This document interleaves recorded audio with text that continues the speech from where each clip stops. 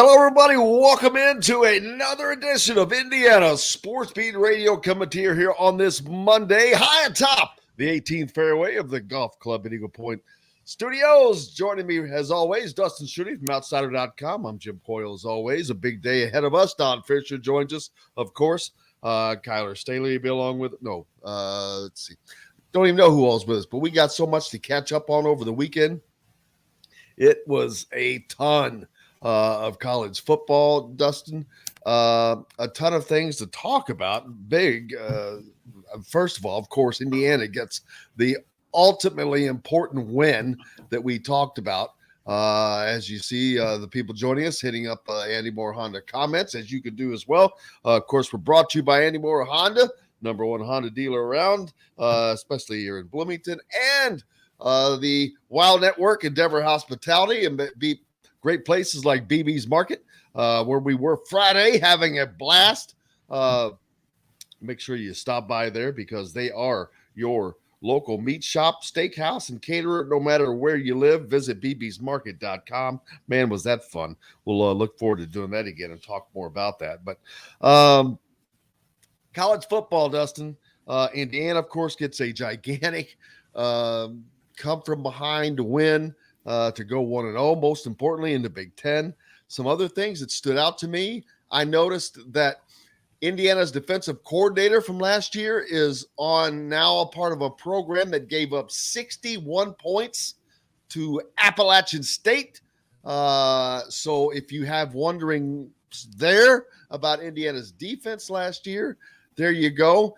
I also noticed that Michael Penix just shredded people as the quarterback from Washington, and heard that he won the starting job hands down, that it was a job going into camp, but there was no competition.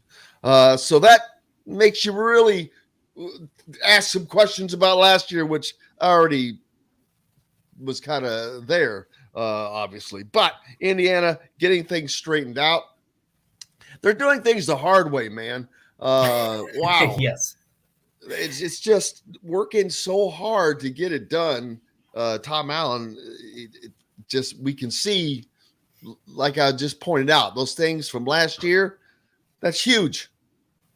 I think you look at this game and the way they won it, I think is actually really important because they faced adversity all night in the form of they couldn't run the football. They struggled to move the ball. I think there was a stat at before that final drive or during that final drive where in the second half, up until that last drive, Indiana's offense had accumulated 70 yards of offense. And then that final drive, they put together a 75-yard touchdown drive to win the game. This wasn't doing it against Western Kentucky or Idaho or some lower level team where you're thinking, gosh, where are we going to get another win? I think Illinois is really a quality team. They've got their deficiencies. They're not going to be challenging in the Big Ten West this season. There's no question about that. But this is a quality football team, and considering where you were, how far back you were a season ago, I think the fact that you were able to overcome poor offensive line play. I mean, gosh, they ended the day with 32 rushing yards. I mean, just abysmal in the run game. One sack, though. This is what I was going to bring up, too, because you mentioned Michael Penix. This is where I think we talked about before that 2020 season that separation between Indiana and Peyton Ramsey was important, and both teams went on to have successful seasons. Separated.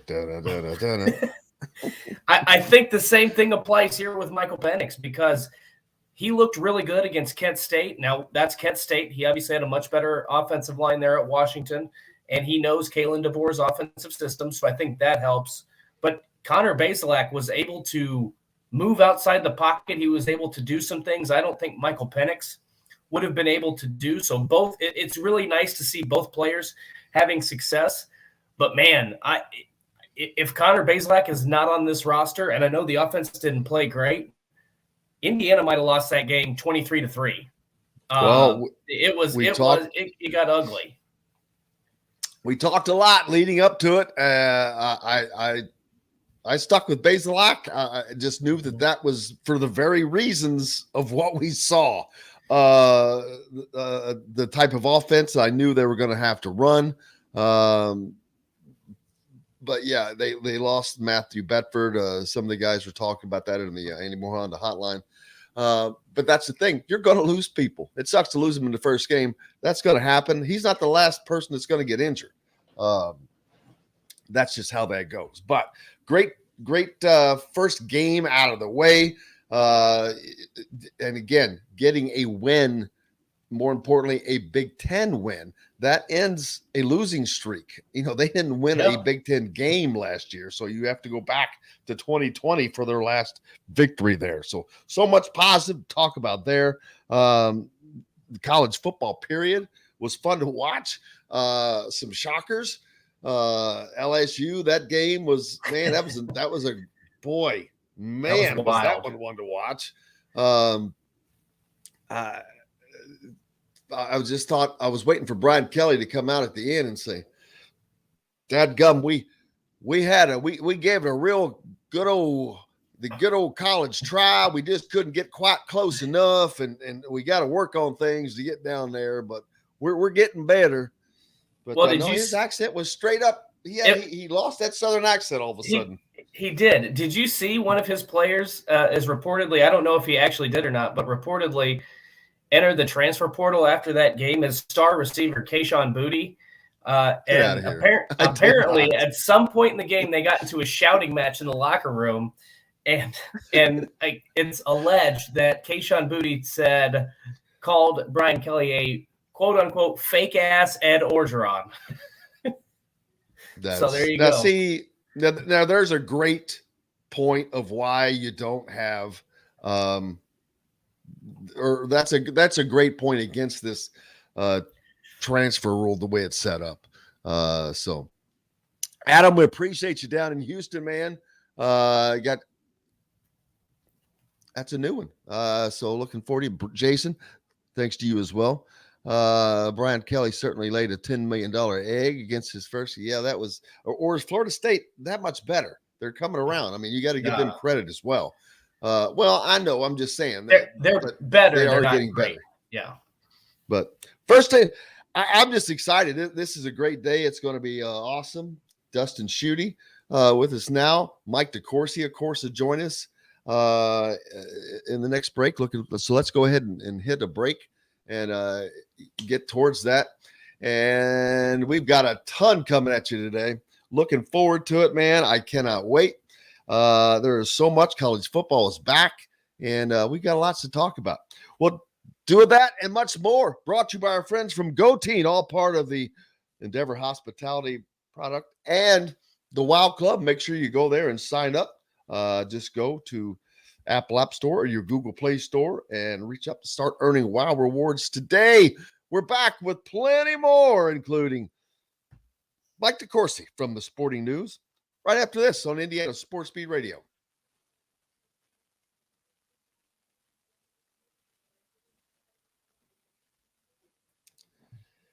Hey, Mike. What's going on, guys? Good morning. Oh, nothing. I'm just trying to get back on. So is Don not with us today, Mason? I'm not sure. John texted me, said he was going to be. John sent me a schedule yesterday. It was revised, said that he was going to come on at 9. I'm not sure. Yeah, so I was thinking.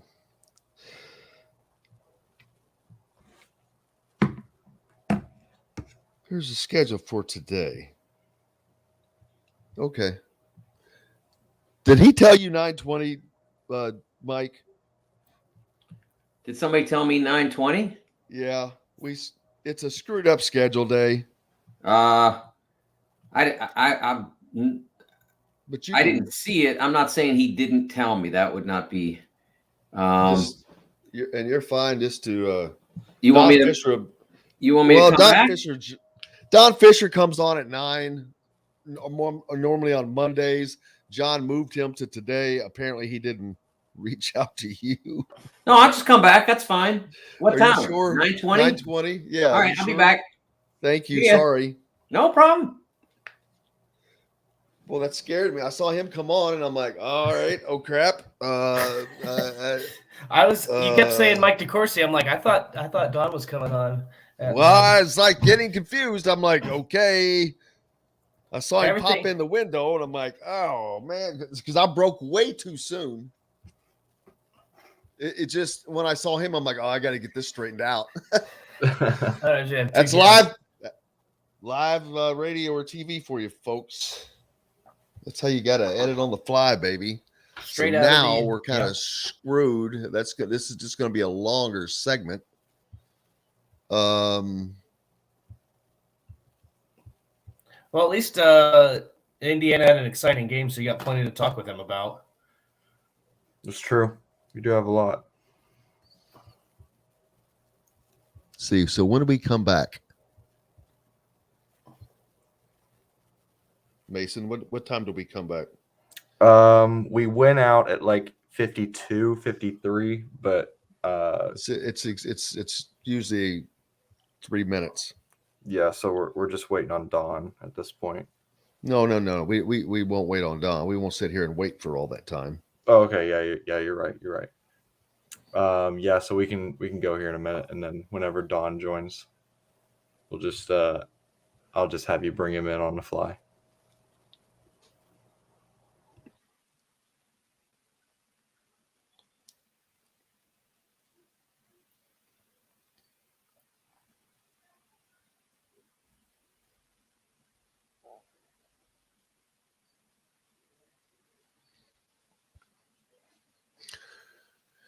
I wish we had his call on that last drive. That would be awesome.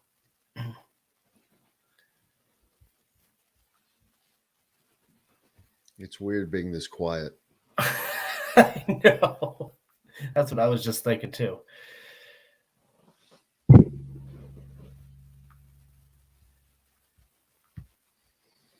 I'm hungry. I don't have my coffee yet. You should have brought home some of those BB's whatever sausage links. Goteens. Oh, I got some of those, baby. They're downstairs. They look good. The blueberry ones. Oh, there you go. They're incredible. They are really good. It's nuts. I'm like, oh my God, they're good.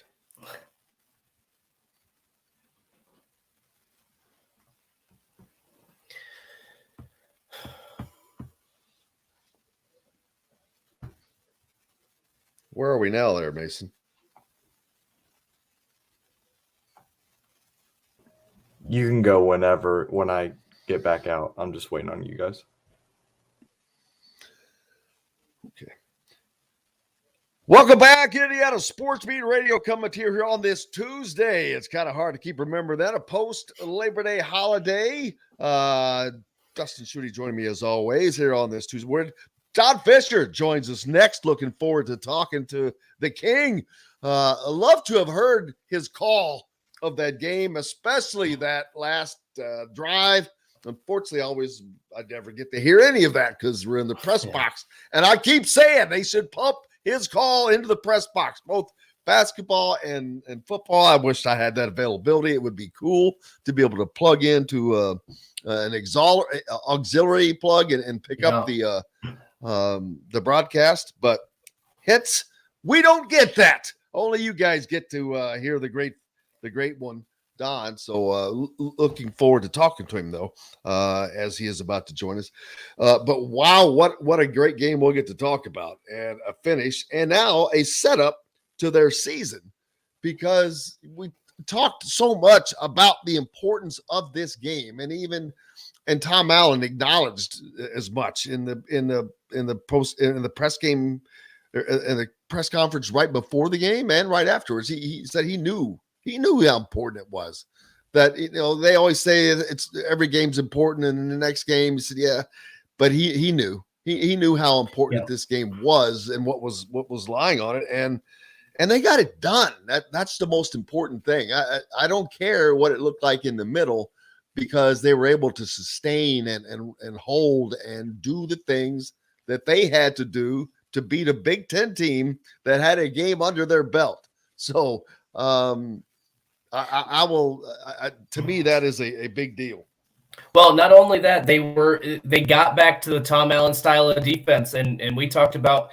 I was still concerned, but him taking back over, having a big part of that defense, they got 4 turnovers against Illinois. That was absolutely huge. That was something that they thrived on in 2020, went away last season, and now it's way too early to tell if that's going to be the identity of this team. But it looks like that they're attacking the football now a lot more. So that's a positive sign. And then this is looking way in advance, but you get to this 1-0 start. Now you think we beat Idaho, we beat Western Kentucky. We're 3-0 heading into that Cincinnati game. And by the way, Cincinnati lost to Arkansas on the road. I still think Cincinnati's going to be a really tough, formidable opponent for the Hoosiers. Oh, no, they are. I think they looked pretty good. They're not as good as they were last year, though, I don't think. They're still a second-half team, I can tell you that. I think, yes, they are. So I think Indiana does have a shot. But the bottom line is you look at those first 5 games, because after Cincinnati, then you play Nebraska. You're looking at that as Nebraska 4-1. Yes, they did. They almost their defense struggled. Their defense is not good. Their offense, it looked like Scott Frost maybe took over the play calling there in the second half, and it looked a little bit better. But their defense is not good. So it's going to be interesting to see if there's a Big Ten team in that Indiana's going to be able to run on. It will be Nebraska. So, I mean, you look at this schedule, 4-1, and then, like I said, you've got some winnable games all of a sudden after you got that Illinois victory. Don't give them the loss yet. I mean, it's not impossible, which I that's the thing. And looking forward to getting Don's take on this when he joins us. But I'm saying your goal should be 4-1. So your goal should be 5-0. Oh, well, okay. I mean, the team should be undefeated, right? But I think if you're a fan and you're 4-1, I think you're feeling pretty good. Oh, if you're 4-1 at that point, you should be doing cartwheels. Yeah, exactly. No, because you will have gone to Nebraska and gone to Cincinnati, and played an opening Big Ten opponent. So no. If you're 4-1, you're doing cartwheels. Yes, because you're more than likely headed to a bowl, which at the beginning, outset of the season, seemed like, I don't want to say impossible, but very difficult. Very, very difficult chore. But looking forward to talking to Don as soon as he joined. There he is. Don Fischer joins us now. Don, how are you, brother? Good, guys. How are you? Well, it's always a lot happier to start the week when you're coming off of a win to talk about, and we definitely have. Not only we do have a win to talk about, but a hell of a finish and of important start because we were talking about. I watched Cincinnati over the weekend. We watched Nebraska, and don't put, of course, the horse before the carts. But the team got the start that they needed to get. Most importantly, so I don't have to worry about the second game. They got the first game under their belts, which was gigantic. No question about it. Tom Allen and I talked Wednesday night during the talk show in a commercial break, and I said, Coach, this is a pretty important football game, isn't it? And he said, oh, yeah. He said, I'm not telling the team how important it is. He said, but everybody knows how important this game is. It's huge. It's huge for the mindset of not only the players and the coaches, it's phenomenally huge for the fan base as well. And without question, that victory on Saturday was an emotional win for this football program, but it was a win of relief for a lot of people, to say the least. They had to come up with a victory somehow, some way. And man, for about 58 minutes of that football game, it didn't look like it was going to be that way because the struggles, especially with the offensive line that took place, not being able to run the football. But you saw signs of really positive things. The turnovers are back from what we saw 2 years ago. Last year was just an abomination, and how different the defense looked compared to what it was 2 seasons and 3 seasons ago.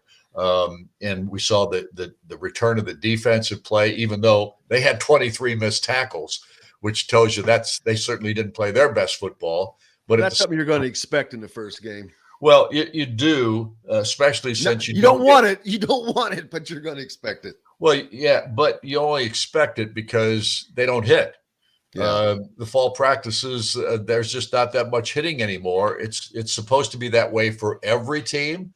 I don't believe that every team does it that way because the NCAA has put in rules about you can't only hit so many times, so many practices where they take guys to the ground, that kind of thing. And now we see some teams that go out there and play very well and hit like crazy in the first game of the season. Well, don't tell me that they practice the same way Indiana does. And Indiana does it for another reason. They don't hit a lot because they can't afford the depth problems that injuries cause. So Indiana has to play it safer and does play it safer. And I think a big part of game one is just getting used to being hit and hitting again. And so that's one of the reasons we saw so many missed tackles. I think that will improve greatly this week. Absolutely. I agree with you. And it's always, we talk about the improvement between weeks 1 and week 2. Illinois looked a little sharper coming out, but Indiana still managed to do everything they needed to do. And that was the difference between having that week and getting that game under their belt. Now they know exactly, all right, we've got to work on this. We've got to work on this.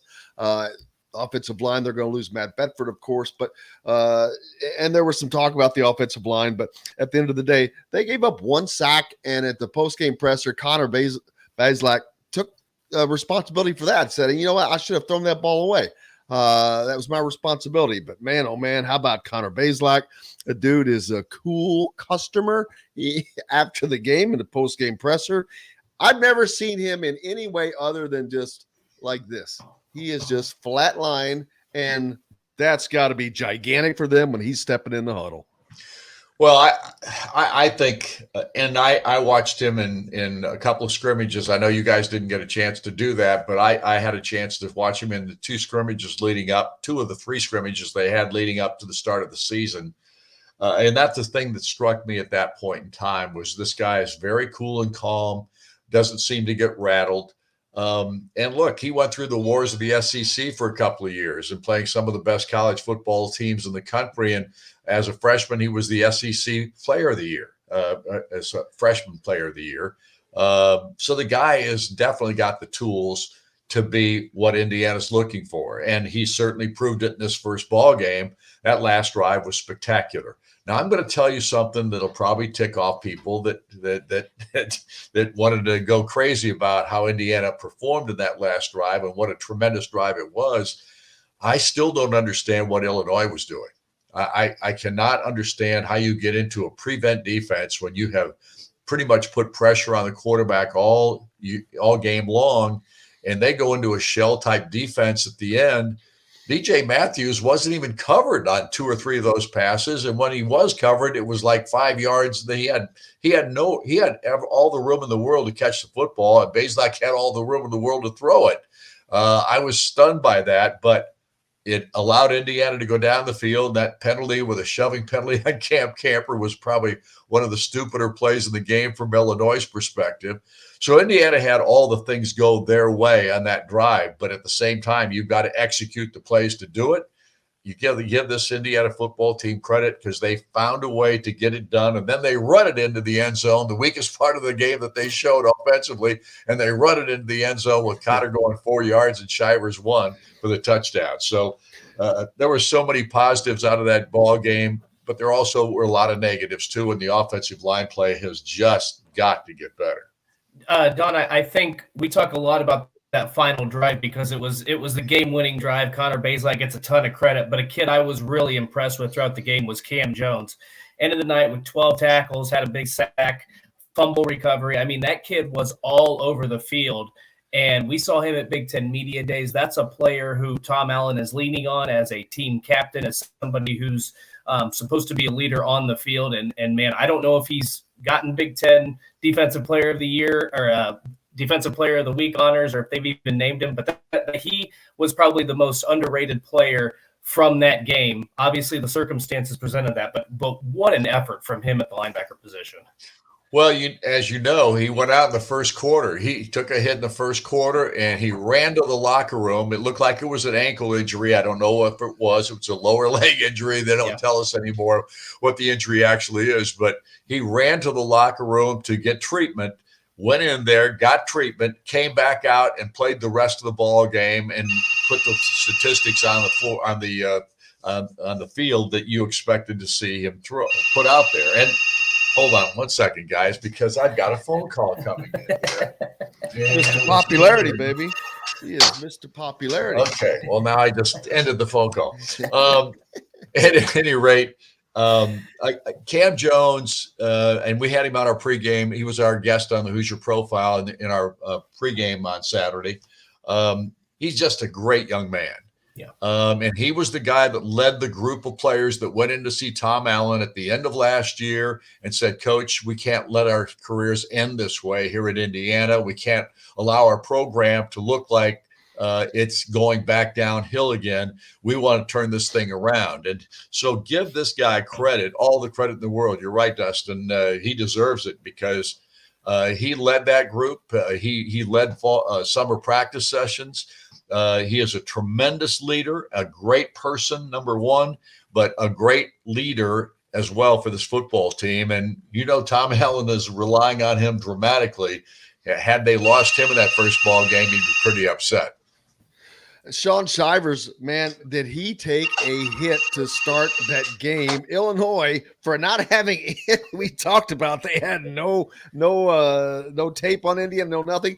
They looked like that Indiana gave them their first two plays they were going to run because they were on them like unbelievable. And Sean Shivers got hit so hard, I think it took half the game for him to recover from that. And I'm not kidding. He got hit. Yeah, he got blasted. There's no question about that. And for him to come back and play like he did at the end, you got to give him credit too. But there were no holes to run in this ball game. It's simply this offensive line couldn't produce any kind of a run attack. And it's just unfortunate because the rest of the team didn't look that bad. There's no question defense was the key. The offense with Bazelak throwing the football, the wide receivers and tight ends, they all did their job. But the run game did not take place in this contest. I don't know how they turn that around, especially after you've lost the most experienced offensive lineman on your football team in Matthew Bedford. This coaching staff has some work to do. There's no doubt about it. I don't know what the answer is because we haven't seen the improvement in the offensive line now for a couple of years. And it's unfortunate, but at the same time, it's a reality. And how do you win football games if you can't run the football? You're not going to win many, that's for sure.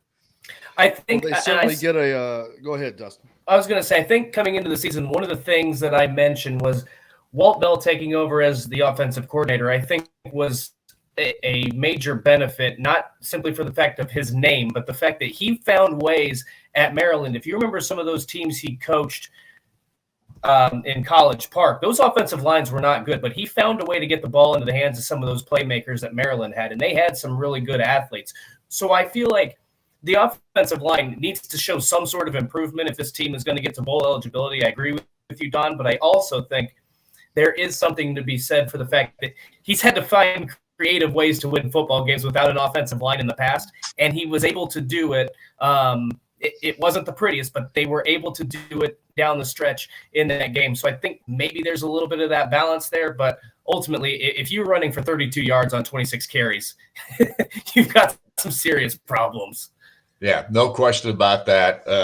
I do think Walt is a really good offensive coordinator. I think he will try his best to get this thing turned around.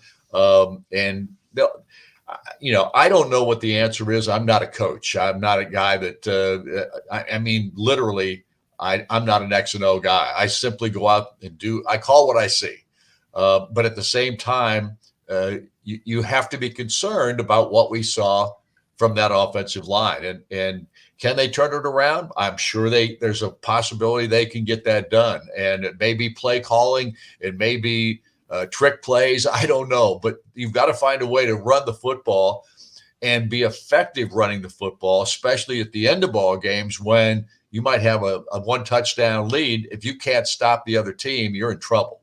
And if you can't keep the football in your hands on the offensive side, you're just giving the other team opportunities. So it's going to be a critical thing for this football team to find improvement in the offensive line. And we'll see if that pays dividends down the road, because if they can't, I think it becomes a long season again.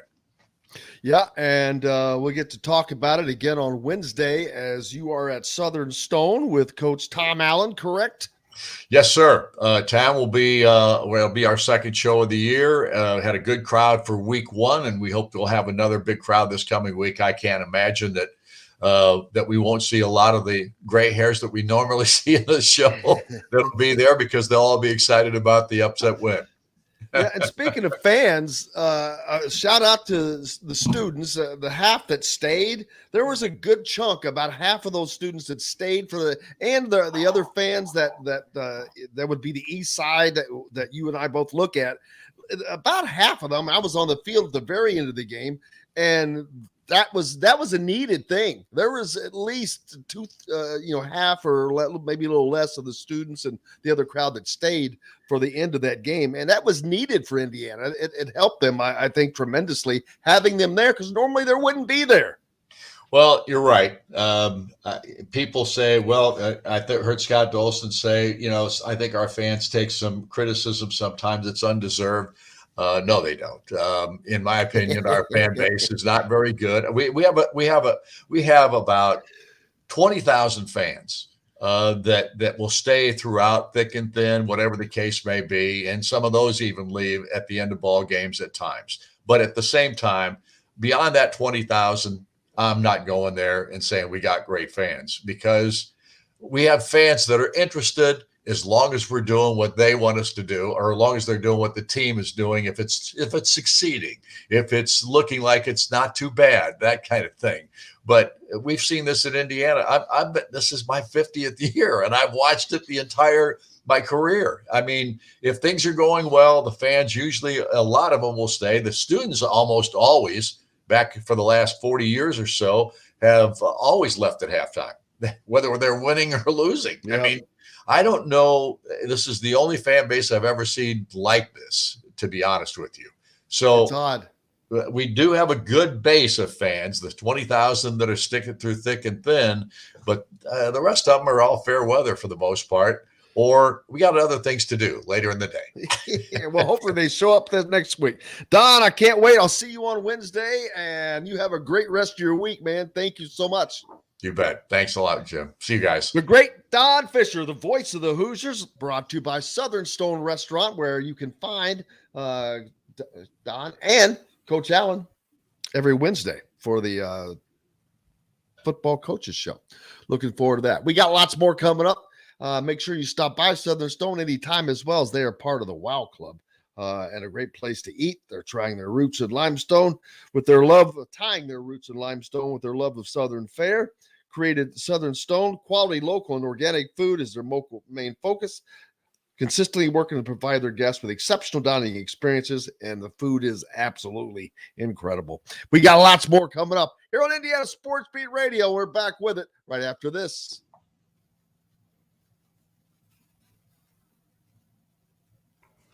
Oh, yeah. Mike DeCourcy next. Yep. And he's on for 2 segments, correct? Yeah. Mike DeCourcy up next. Forgot to mention that. And who else today? We've got Chronic Hoosier. Yep, Chronic, I believe. And then I think you've got an open segment at the end. Yeah. So we can make up for a little bit of lost time there at the end. No Dustin this week. It's Mike B. Yeah, we're going to be crowded and busted up. I don't even have coffee yet, people. How's everybody doing out there? I don't have coffee yet. How are you all doing? We all celebrate the long weekend, but then Tuesday hits, and sometimes it's worse than Monday.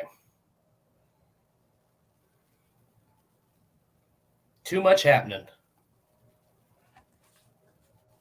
Rudy the boxer's not excited. Settle down, Rudy. You gotta. I understand, but no, that's not true. Sometimes you just go to support. I've seen some shitty teams have good support. Trust me. Trust me. That's true. Programs. You just gotta go for the experience, man. I smell coffee.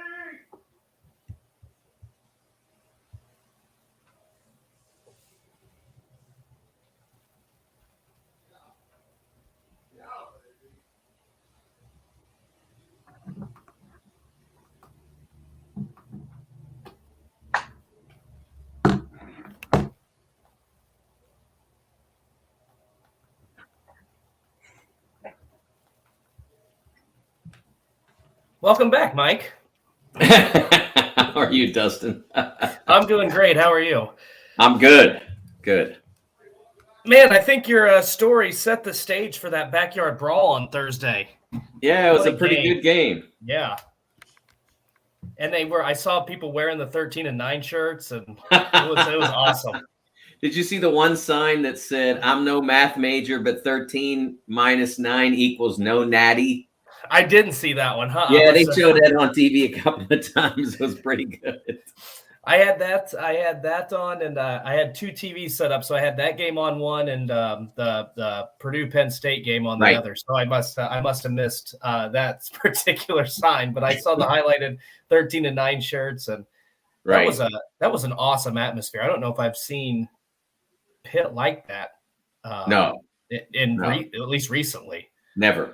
Never, like literally never.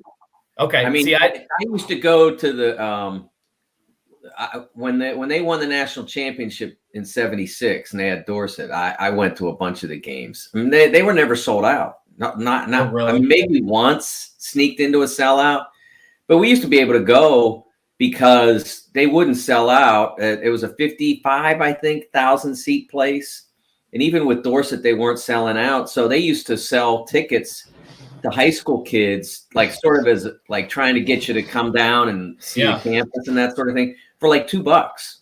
Oh wow, man, that's like Howard Snellenberger in Louisville. They were giving them away at Kroger. Yeah. You buy a vegetable, they give you a. Jim, whenever you're ready, I'll pop out. Okay, man.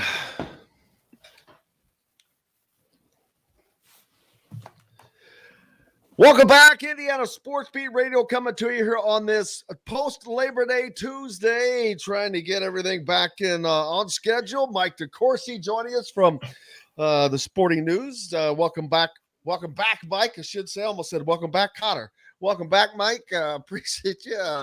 Trying to get our schedule jammed in here today. Don Fischer joining us normally on Mondays.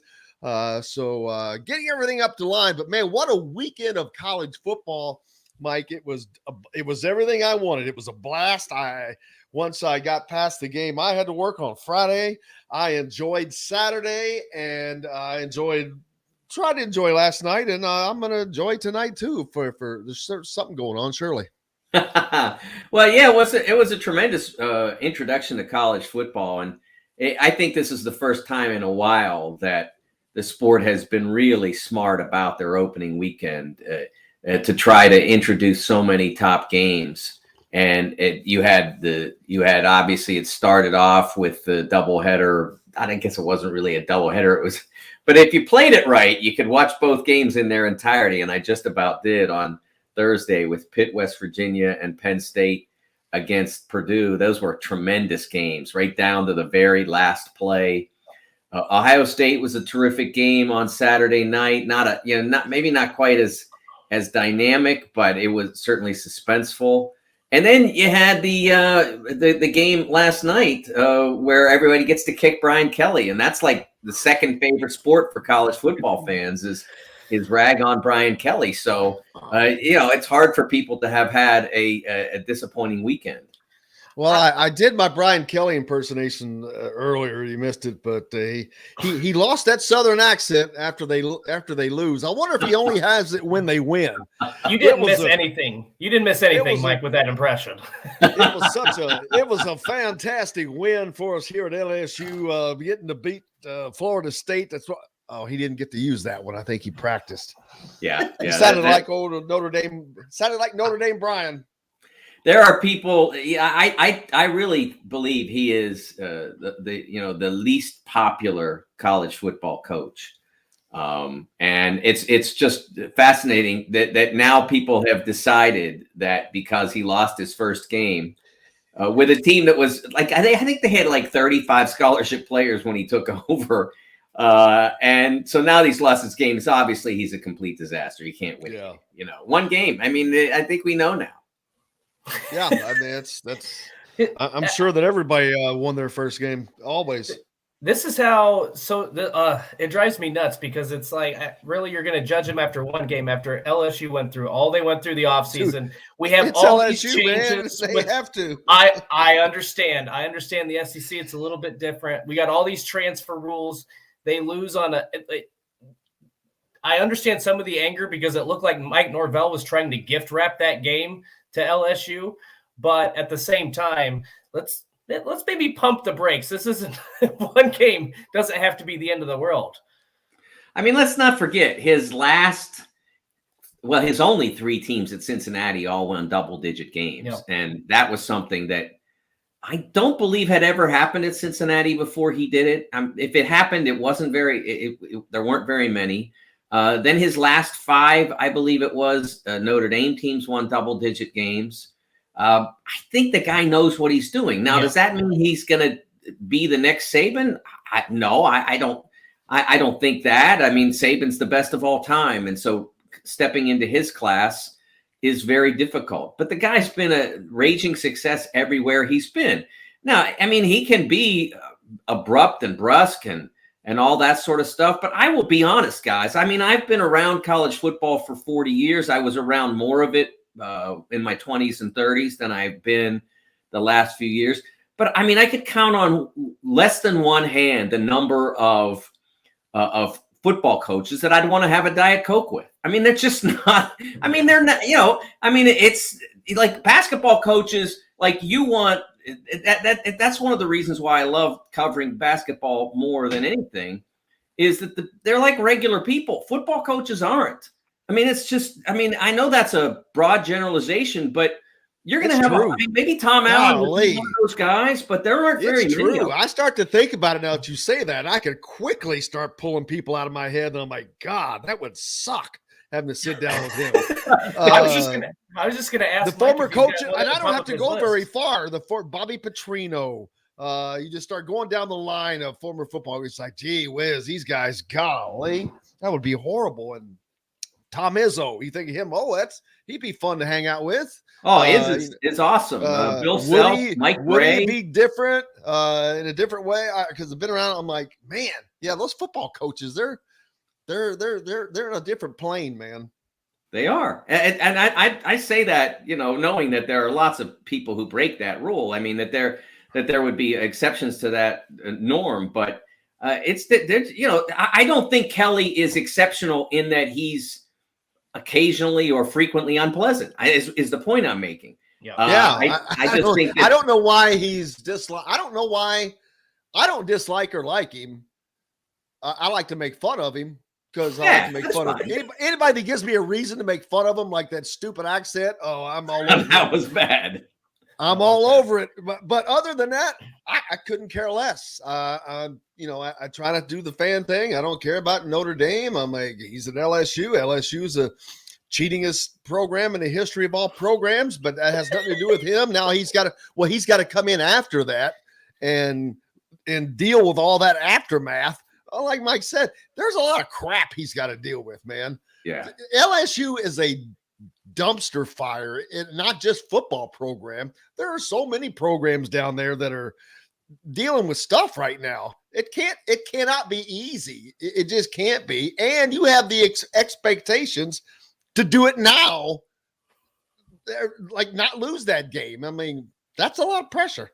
Now, there are some former football coaches that I've been privileged to spend some time around, Jerry DiNardo and Dave Wanstead, who work with the Big Ten Network, who are just delightful and wonderful. So I think they're the exceptions. And plus, they're away from the game now too. That that may have something to do with it. It may, because it's not an easy life. I look, as a perfect example. Okay, we on this show, and rightfully so, I think a week ago, criticized Scott Frost for the onside kick, playing too aggressively. All right, so now Brian Kelly gets to the point where he all but ties a game, and I don't know exactly how much time was left, but all but ties a game last night, and then they missed the extra point. Oh, how come they didn't go for two? Why weren't they aggressive? So there literally is no right answer. Yeah. You are going to be criticized for whatever you do, whatever you choose in football. And because the decisions come with so much time to think about them. I mean, if you're a soccer coach, basically everything has to be done, or almost everything has to be done before the players take the field. I mean, you have to get it all done in training. There's a few things you can do. But in football, we have timeouts and we have in-between plays, and we all can sit there and think, okay, now it's time to do this, or now it's time to do that. And so whatever they choose, there's going to be a loud group of people now, especially with social media, who disagree with that, with whatever they do, and most especially when it goes wrong. Then if it doesn't work, like kicking the extra point didn't work, or the onside kick didn't work, then automatically they get criticized by somebody. I'm not saying that's not legitimate. Like I said a week ago, the onside kick was a foolish move, right, by Scott Frost in the Northwestern game. But kicking an extra point after you've worked your tail off to tie the game, and then you could win it in overtime. I have not one time have I personally even thought about that decision. I kick that ball. I kick that ball 99 times out of 100 because of the momentum and all that stuff. So the only other thing is that kicker had a kick blocked earlier in the game. I didn't see that particular play, but anyway, I do the same thing. I think you go out and you had the momentum, you go into overtime and boom, you beat them. So, but they're going to criticize him no matter what. But man, it was a fun game to watch. More importantly, there was so much fun football to watch. More importantly, even the Indiana game, boring in the middle, exciting. It was like Ohio was high, round on the end and high in the middle. It was opposite. It was high on the ends and low in the middle. But man, a great ending. More importantly, a great finish. And they showed that they can not only win games, win Big Ten games. They have a quarterback who is a cool customer. Connor Bazelak is a calm, cool cat. But that was fun to watch. But it was just fun to watch all of the college football that was going on. And I don't know, what was your favorite game, Mike? Did you have? Of course, I know the backyard brawl was awesome as well. And I heard you guys talk about what a great atmosphere. One of the better games of the weekend too. Yeah, I had written that big piece in advance of that, so I was obviously locked into that, and it was a tremendous game. And for it to come down to literally the last play, and the wild swings of momentum, of execution, there were tremendous plays on both sides of the ball. It was great, and I tweeted out during the middle of it. I mean, this is the first time they had played since 2011. So 11 years, yeah. Yeah, and they had played, this was the 105th time they'd played. So you can imagine that they'd played almost every other year up until 2012.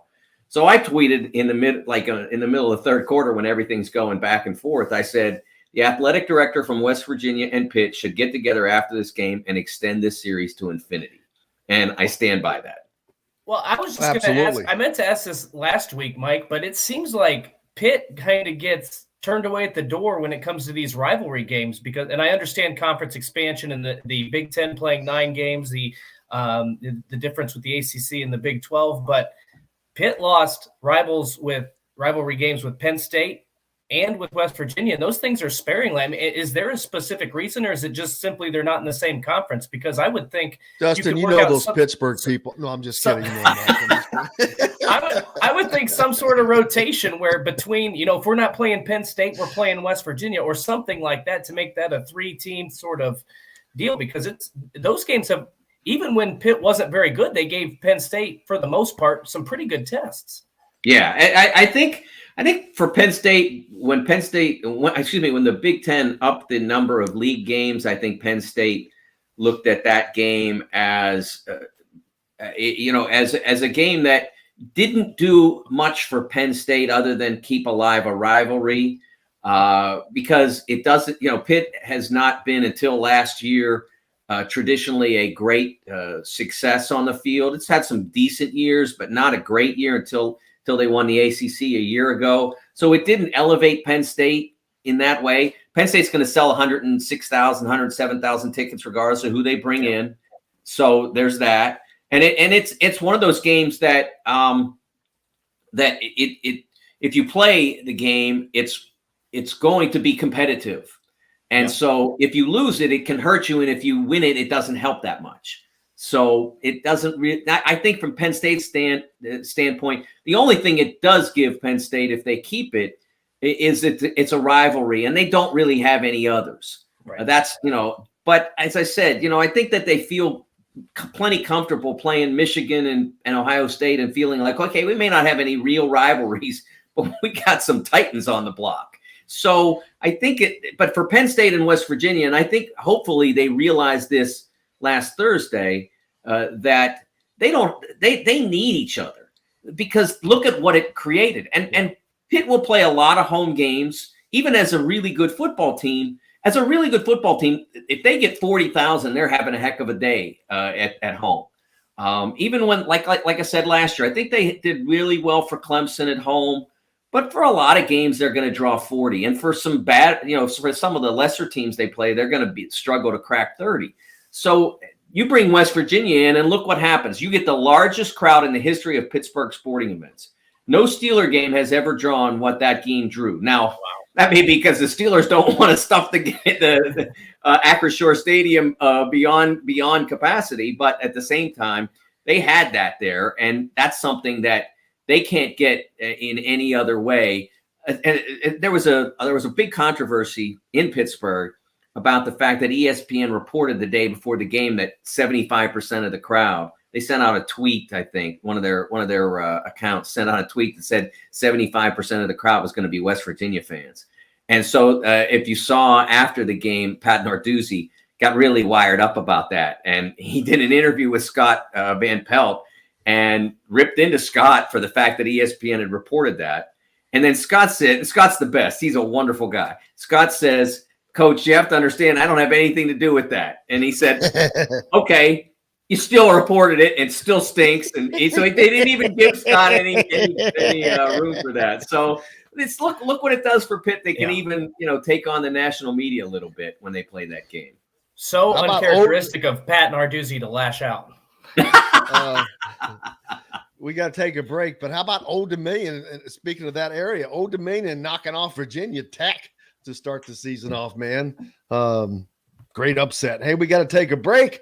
Don't forget, we're brought to you by, if you're in the market for a home in the Indianapolis area, then you need Cheryl Sizemore and her 2 decades of experience with RE/MAX Realty. Reach out to her, Cheryl, at indyhomepros.com. And if you're down in the Louisville, Floyd, Clark, Harrison County areas, you need Barbara Pop Real Estate Services. They've served that area for 3 decades. Reach out to Matt Lincoln, at barbarapop.com. We're back with more Mike DeCourcy from the Sporting News, as well as Dustin Schutte, right after this.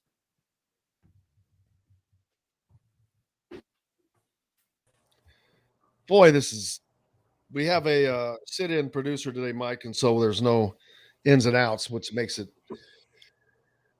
Awkward. difficult to do It's all right. my cues, but that's all right. You're still doing well.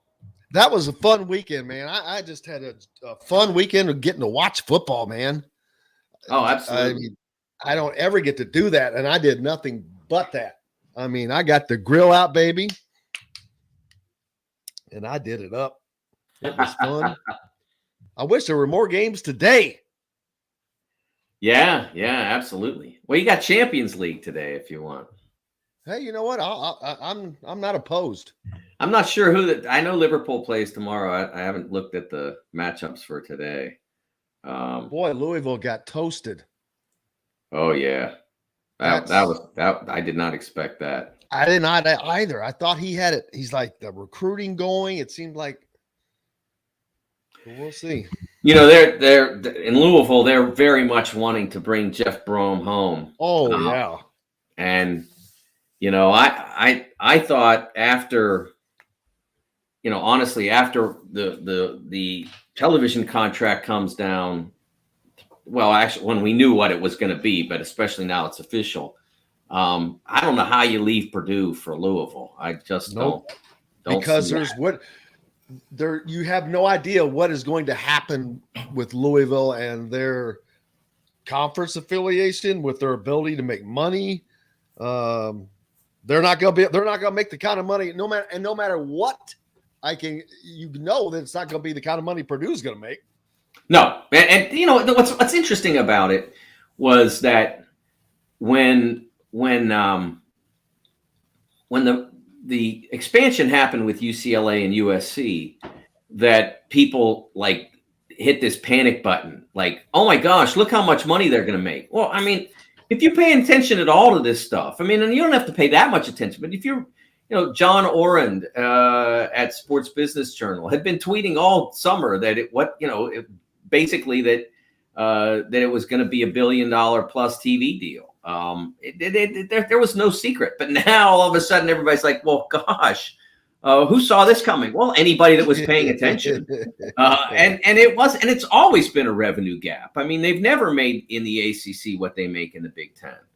So this idea that all of a sudden the Big Ten is going to throw lifelines to all these different teams, or the SEC is going to throw, I just don't see it happening. I don't see any reason now for either of those two leagues to get bigger.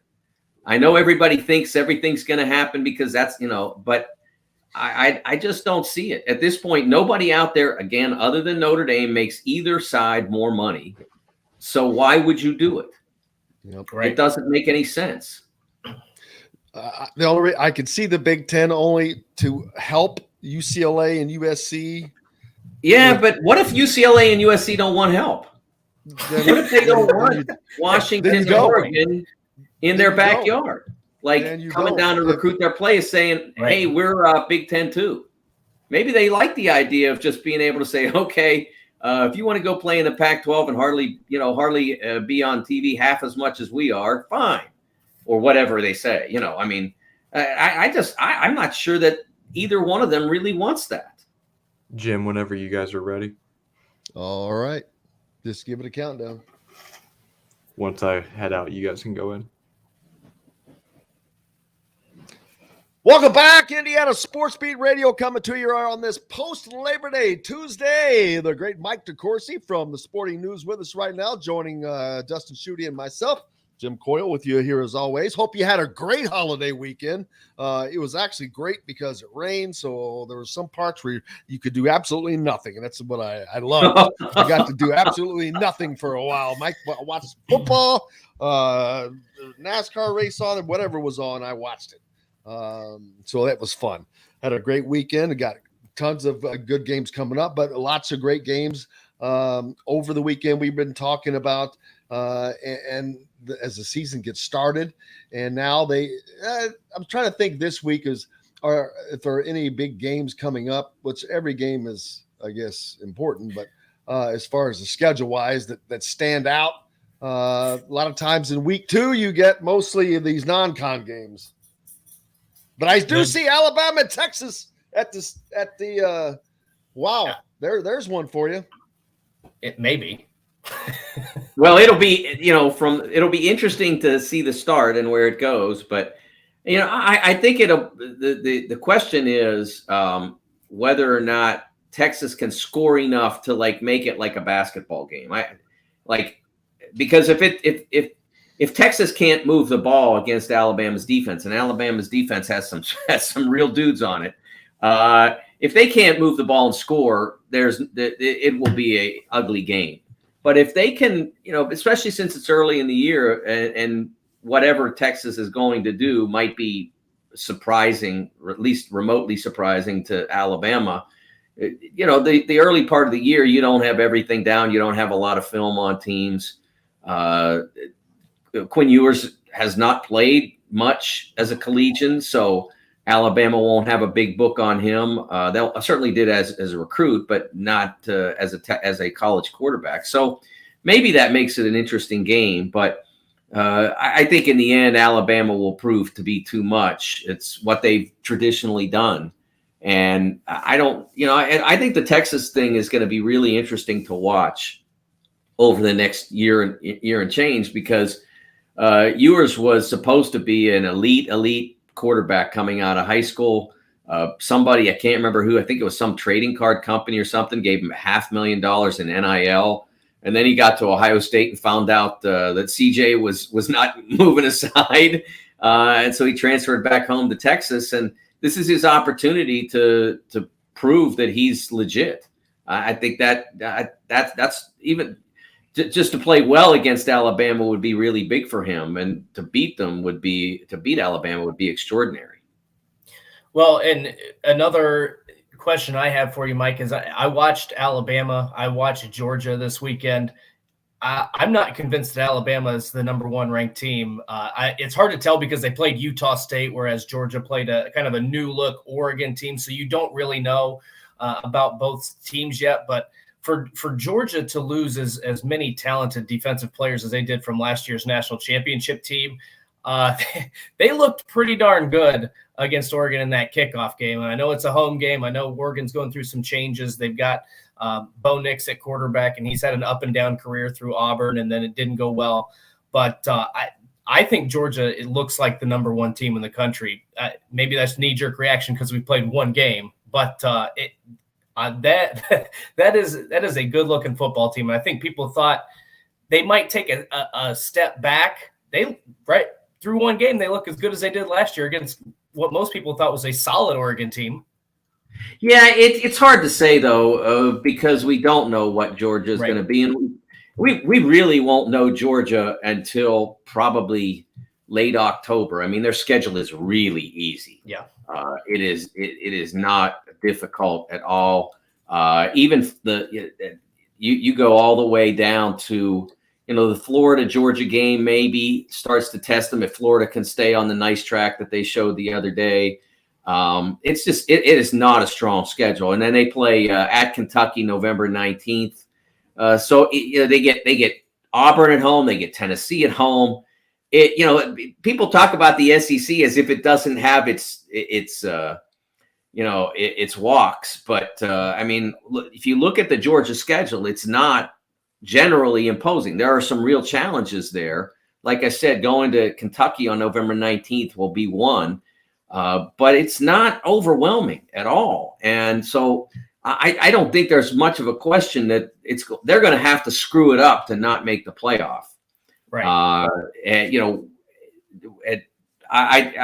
think there are potential losses out there, but I think there's enough transition there that if they were playing, if they had to play a Notre Dame, somebody like that, as part of their schedule, maybe that could have exposed them a little bit. But by the time they get to the difficult games, I think they're going to be pretty well established as one of the great teams.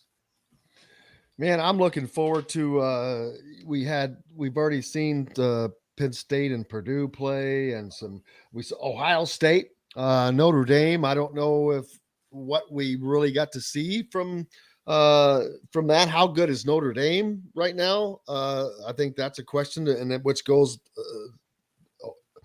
Ohio State looked pretty daggone solid, of course, as they always do, but it's hard to tell because I don't know how good Notre Dame is. But Ohio State is another team that's fighting to be up there in that conversation, Dustin. Before Mike answers this question, or before he gives his take on this, I want to chime in because I never understand this aspect where people were saying, you got some question marks about Ohio State, but Notre Dame looked pretty good. Well, if you thought Notre Dame looked pretty good and Ohio State beat them by 11 points, that doesn't register with me. Like if you think Ohio State struggled because you don't think Notre Dame is going to be that good, that's one thing. But it seemed like to me, maybe I'm losing my mind, but it seemed like to me the conversation was, boy, Notre Dame was better than expected, but boy, Ohio State sure didn't look good. Well, if you're winning, like Ryan Day said after the game, we just beat a top 5 team by 11 points. What more do you want us to do? And it's just because they didn't score 100 points like they typically do. I think part of it too, though, and some of it obviously is Jackson Smith and Jigba getting hurt early, but the passing game didn't look crisp. And I think that if you look at Ohio State, they have not had great defenses for a while. They were better in the second half, and they hit hard, I thought, in certain circumstances, but they've not had the best. That's not their best side of the ball. It hasn't been for, since maybe Shazier left, somebody like that. I mean, they've had a few corners that have been considered elite talents, but not very many interior linemen or linebackers. And so you expect that if they're going to be great, then they're going to have to be throwing the ball all over the lot. And when they threw it, one, there was a lot of pressure on CJ. That was a problem. And two, you had guys miss routine plays, or not routine plays, but routine plays for an Ohio State wideout. The touchdown that Marvin Harrison let get away. There was another drop on the other side. I can't remember which of the players did that. But they weren't completing the kinds of plays that had become routine when they had Garrett Wilson, when they had him and Smith and Jigba and Olave, and it was almost impossible to cover them all at once. Right. So people expected Harrison in particular to really blossom, and he was just okay on Saturday night. Smith and Jigba, when he went out and was limited, that's when guys like that traditionally have stepped up, and so I think that's why you're getting that read. It could just be a day, I mean. First game jitters, different responsibility. The thing that I think that is most missed in the coverage of football or the analysis of football, teams don't stay the same. Like, you're never the same week 1 as you are week 12. It just isn't the way sports work, and especially not football, because you have a full week to change who you are each week. Each time you play, you have another full week to say, okay, we didn't do this, we can work on that. And all that kind of stuff, by the time you get to the middle or the end of the season, I mean, you go back to last year when Oregon got too many stops against an Ohio State defense that by, the Rose Bowl was just a terror. Yeah. But I mean, Ohio State got stops against them. Michigan got stops against them. So I think that everything is sort of viewed in this prism of, if they're not scoring 50 points a game, they're not great. Yeah, I'm not sure how great they are yet, but I think they established what they needed to become in order to be great. And I think the first thing that we learned is they got to be a little bit more committed to the running game, because when they went to that second half, that's when they turned the game, the midway through the third quarter, when they said, you know what, we got to put this ball down Notre Dame's throats, because that's what's going to work. And it did. Speaking of Notre Dame, there was certainly a player on Indiana's defense doing a hell of a job the other night that could have easily been wearing the Golden Dome helmet, but chose to stay at Indiana. And man, are they happy that he did, because in the post-game presser, one of the questions, he ended up playing like 3 different positions the other night. This guy, he's special. I don't know if they're going to be able to hold on to him, but not having him transfer to Notre Dame when his dad left, which would have been easy to do, and it's not something that I don't think anyone would have. You can't get on him about it. But he didn't. He surprisingly stayed, and it was a big part of that Indiana defense the other night. So yeah, he could have been playing in that game, but instead he chose to stay, and was a big part of that. But he'll get his shot to play Ohio State anyway.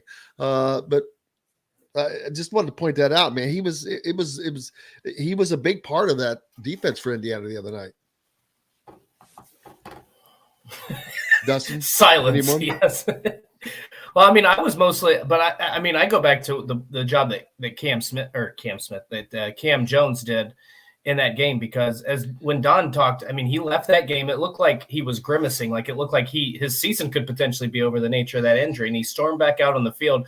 The thing I think is most impressive, and I didn't get a chance to mention this earlier in the show, is when you look at, as you just mentioned, Jim, with the availability of the transfer portal, you had such poor play. You had a defensive coordinator that left. You had your last two defensive coordinators, with Kane Womack taking the job. I think that they're very, very happy the last defensive coordinator left, because as you saw the staff that he's upon at North Carolina, they gave up, what was it, 2,000 points to App State? I agree. In but the at the same quarter, time, they gave up 40 points in the fourth quarter. 40 points in the fourth quarter. Yep. How's that possible? How is that possible? I mean, if you stood there and let somebody just run, how can a team score 40 points in a quarter when you are given the ball at least? By the way, every time they score, you're giving the ball back. So how in the world can they score 40 points in a quarter? That's not possible. Let's go to the exact opposite, though. Can we talk about how Iowa scored 7 points and not one damn touchdown? I mean, I don't know if Mike watched that game or not, but my God, that was the worst offensive performance I think I've ever seen. Maybe I've seen that 0-0 game between Virginia Tech and whoever it was Mike. I thought they were playing the fielded. I thought that they were playing the Field of Dreams game. I'm like, what inning is that game in? When I turned that game on and it was 5-3. Yeah, I was like, what is happening? And it was like, I think it was the beginning of the fourth quarter. Yes. 5-3. I'm like, oh my goodness, what's happening here? Oh man, that's perfect. Someone said that is, I forget the exact comment, but they said this score is quintessential Kirk Ferentz football. It is just... But to that point, I mean, that game showed how important special teams is, because Torrey Taylor pinned them in their deep in their territory. Like if Iowa had a bad punter, they would not have won that game. And it seems weird that the biggest takeaway, best performance from that game was punting. But I mean, if they had an average punter, they'd probably lose that game. I don't know. There wasn't a touchdown. So 9-7, we'll say. I don't know. Well, I think special teams are. I think we saw reflected not only in that game, but the East Carolina NC State game, which came down to a missed extra point and a missed field goal. We saw it there. We saw obviously in the LSU game with the missed the blocked kick and the missed extra point. So it clearly is a really important part of the sport. And I don't know those particular situations, but we've seen for years particular coaches that wouldn't invest a scholarship in a kicker out of 85 or a punter and just get the best walk-on they could get. And then all of a sudden, when they get in a circumstance like this, you lose a game that you could have won because of this particular aspect. So there's no doubt. I mean, you see in Baltimore what Justin Tucker has done for the Ravens over the years. To know that threat's always there. And the Steelers have had that now emerging with Brian Boswell over the last few years. Indiana uses a scholarship for their long snapper, Mike. Yeah. I think it's smart to have those guys because it becomes a really important part of the sport. Now everybody's going to rely on position players to do covers and such, but you need to have your punter, kicker, and long snapper. You need to have the right players in those positions. If you don't, you risk playing a great game as ECU did. And I'm not blaming the kid. I mean, he just didn't have a good day. But those are critical positions to make sure that you're well covered. What's up next for you, man? What is up next for me? That's a good college question. Football, of course. I'm still working on some college football stuff and some long-term projects and being available to, I think if Francis Tiafo had the good grace to beat Rafael Nadal today, I think I would have written about him. But he did it on Labor Day when I was off. So We'll see. Oh maybe. yeah, how about that? And they sneak in the college. We didn't even talk about this. The college football expansion. They they snuck it in, and we've already forgotten it, or I've already forgotten about it because there was so much that has happened. I cannot believe that's when they did that. What is it between? Yes, that's what you call a Friday news dump. Yes. Why do you do a Friday news dump on good news? I don't know. This is and this is terrific. It would be terrifically received, and they buried this. We'll have to talk about it later and again next week. But yeah, college football is expanding, so there's that. Well, yeah, but they snuck that one in. So there's something for you. There's something for you to talk about. How's that? There you go. I think you gave me my next column idea, Jim. I appreciate it. We cannot appreciate having Mike DeCourcy with us each and every week, man. Make sure you give him a follow if you're not, which would be shocking, and be a subscriber to the Sporting News, one of the greatest sports publications in our nation's history. Mike, I cannot thank you enough, sir. Thanks, guys. The great Mike DeCourcy. We've got lots more coming up here on Indiana Sports Beat, brought to you by our good friends from Function Brewery, or Metalworks, the former Function Brewery. Metalworks Brewery located down right off the square in Bloomington. Caddy corner to Cabello Restaurant, the Italian Fair. They're located on the northeast corner as well. So you can stop by. Make sure you're part of the WOW Club. Go to your Apple App Store, Google Play Store, sign up, start earning WOW rewards today. Man, you saw the store. I'll talk more about it later, but the show we did last week from BB's. Whew, oh my gosh, I'm still. I can't wait to get there. I really should have done some exercise after that, though, just after what JD gave me. I mean, I can still taste those. I don't know what he calls it, but whatever. I got to get off because Chronic Hoosier's up next. We've got lots more coming up here on Indiana Sports Beat Radio right after this. I need coffee. Hola, Chronic. What up? Sounds like he's in a well, doesn't it? I was gonna say, as a general rule, man, I don't talk to dudes in bathrooms. That's principle. He's grabbing his coffee. He's grabbing something. We'll leave it at that. Oh man. We got to see an exciting game. Yes, we did. Probably a little, it that feels like one of those games IU loses 9 times out of 10. Yeah. Yep. And it's, you recap and think about all the different plays they could have made throughout the game, but they did it. Yes, they did. And I always look at the first, honestly, the first month, you got to proceed with caution. But that being said, too, you can't ignore what's in front of you. And at the very least, indisputably, is a team found a way to win when they absolutely had to. And right. I don't know that that's necessarily a harbinger for what's remains this season, but it's certainly the foot you want to see them get off on to start the season. Right, yeah. How fucking funny would it be if this team went 5-0? Why would that be funny?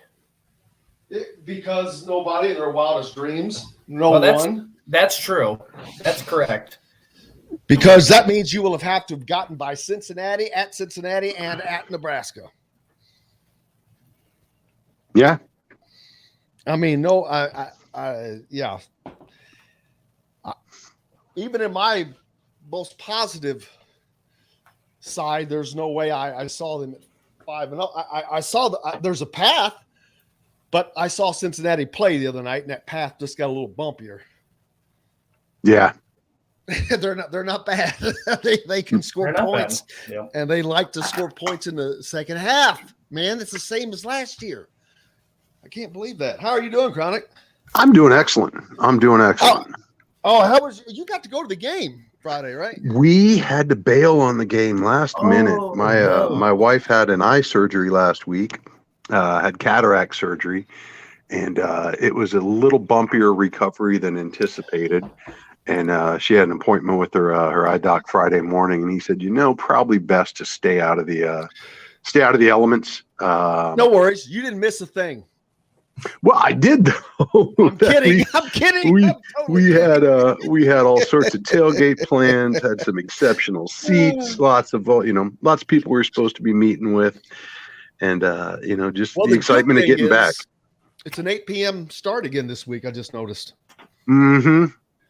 Yeah, you gotta love it when you get a couple of very winnable games under the light in prime time. Do you? All right. Well, we can ask that later. All right, Jim, we've got 2 segments left, 1 break. So up to you whether you want to stretch this one or stretch the other one, but to make up for lost time earlier in the show. Gotcha. So whenever I'm out, you're good to go. Welcome back, Indiana Sports Beat Radio, coming to you here on this Tuesday, post-Labor Day holiday. Hope you had a great run. I got to say, it was relaxing for me. Chronic Hoosier joins us now, along with Dustin Schutte as well. Chronic, how was your weekend, man? It was great. It was like we got a bonus weekend. Not only was it a 3-day weekend, but for, the football opener to get that out of the way on Friday night, you got all day Saturday, all day Sunday, all day Monday, just to kind of vibe and do your Labor Day thing. So certainly a lot better time in Bloomington when the victory flag is flying through the weekend. So great to see the Hoosiers get off with a little tailwind behind them here. Out of the gates, 1-0 overall, 1-0 in the Big Ten. Didn't necessarily think it was going to happen, but you got to love their ability to pull it out when it mattered most. One of the things I was going to say, that victory flag, it's going to be flying now for the next 3 weeks because of the schedule. I can easily say that, and that's a huge jump to this season. Not just for the team, for the fans. There was a decent turnout in the Illinois game. It was the west side that would be the east side rather, was relatively full. The students filled their section in. The rest of the spectators, just the upper corner was not filled in. The other side, the west side, the upper third didn't have much there. But at the end of the game, that east side there, I'd say, half of those people, maybe 40%, they were there and they were loud. I was down on the field, and it was fun seeing that many people, which I know we're not talking about the Rose Bowl here, but seeing that many people in Memorial Stadium in the fourth quarter with less than a minute to play, that was exciting. No, absolutely. And, I think the biggest thing is for this program is they didn't shed a lot of fans due to the results. You always run the risk. Early season disappointment. Now you dissuade fans from maybe coming back down the road when they're sitting on tickets. You got to give them a reason to come back. And, what better reason than an opening night win against conference opponent? Exciting game. I think the one thing that I was talking with some friends, the challenge of those 8 o'clock games is shortly after halftime, you start running into a conflict with weekend pregame scheduling. For a town that is notoriously a late night reveling town, come 10, 11, folks got to get ready to start going out for the main event of the evening. And that's something that use. That doesn't start till like 11:30 or so, right? No, that's really when it's starting to pop off, but you got to go pregame for it. And, this is a cultural adjustment that IU fans may have to make, certainly again, this weekend with another 8 o'clock start. But part of it, it's back-to-back 8 o'clock starts. First of all, what's the last time you recall that happening? It's a brave new world, that's for sure. You got to love it though when the weather's still nice out. You get those new lights on. I'm still blown away. I don't know if you guys have had a chance to look at some of the photographs came out of the Rock. The lighting is just absolutely amazing for photography. It's like I was down on the field, and one of the things I noticed is, as a player, there's not a place where you look to where the lights screw you up. You can look directly into these lights, and they don't seem to be ever pointed at you, and they never take I didn't have to squint ever. So that was one of the things that I definitely paid attention to. Yeah, I'm definitely appreciated that when I was going through some of the post-game picks. I mean, just the clarity, I think I described it yesterday with one of the IU photographers. It's just an unreal amount of pop. But that's, when's the Rock have the greatest pop? it's days like these, when the weather's nice outside, long sleeve, short sleeve, jeans, shorts, doesn't matter. Everybody's comfortable. The other issue is us old folks, man. You start running up against bedtime. So, I was glad to see as many people stuck around as did, and they were certainly rewarded for it. And honestly, they certainly, at least in my estimation, helped contribute to it. Something we've been screaming for years is, winning football programs have, winning supporters in the stands.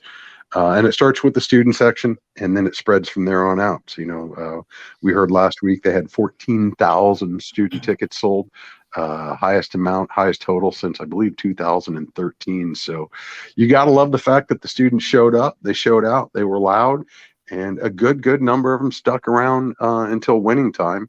And I don't know that was the entire difference, but it certainly didn't hurt the Hoosiers. Yeah, one of the things that we talked about earlier in this show, and I'd like to get your take on this, is I think it was an ugly game. There's no question about that, especially on the offensive side. The defense looked really good, got back to kind of Tom Allen's mentality, forcing 4 turnovers. But I think even though it's not, Illinois is certainly not a world beater, I almost think it's good that Indiana won the game the way they did, because if you win a blowout game, it sets a little bit of a different tone. Obviously, you would have liked to have won that game going away and not created some of those jitters. But I feel like you've also proven to yourself that, hey, if we're not playing well, we still have an opportunity to win games. And to do that in week 1 after 9 straight Big Ten losses, after coming off a 2-10 season and didn't win a conference game, I feel like this not only does the win propel you momentum, but the way that the game was won gives you plenty of momentum.